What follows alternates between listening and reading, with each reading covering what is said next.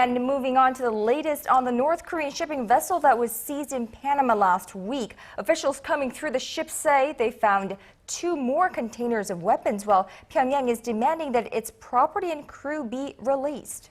But that seems quite unlikely at this point, as Panama says it has called in the United Nations Security Council to investigate the North Korean ship and its cargo. Our Park Ji-won reports. 2 more containers of weapons were discovered aboard the North Korean vessel that was seized in Panama. This, according to officials in the Central American country. That brings the total number of containers of suspected weapons and arms to 4. The only new is beside the 2 containers that you already know, there are 2 more underneath. The Panamanian government plans to hand over the case to the United Nations for further investigation. Our ambassador in the UN already sent invitation to evaluate and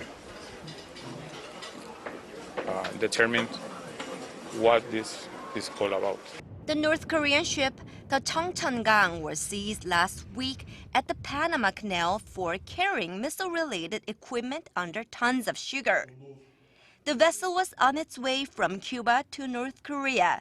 However, Cuba says the weapons on board were obsolete Soviet-era weapons which were to be repaired and returned. The agreements signed by Cuba in this area are based on the need to maintain our defense capability and protect our national sovereignty. The Republic of Cuba reiterates its firm and irrevocable commitment to peace, disarmament, including nuclear disarmament, and respects international law. Pyongyang has demanded the immediate release of the confiscated ship and its 35 crew members. It also said the cargo consisted of Asian weapons from Cuba that were being sent to North Korea for repair and would be returned under a legitimate contract. UN investigators and experts are scheduled to arrive in Panama early next month to determine whether any sanctions were violated. Meanwhile, the maritime intelligence company IHS Fairplay says that another North Korean vessel made a similar trip to Cuba through the Panama Canal last year. According to the IHS and maritime tracking records, 5 North Korean vessels have used the Panama Canal since 2010. Park Ji-won, Arirang News.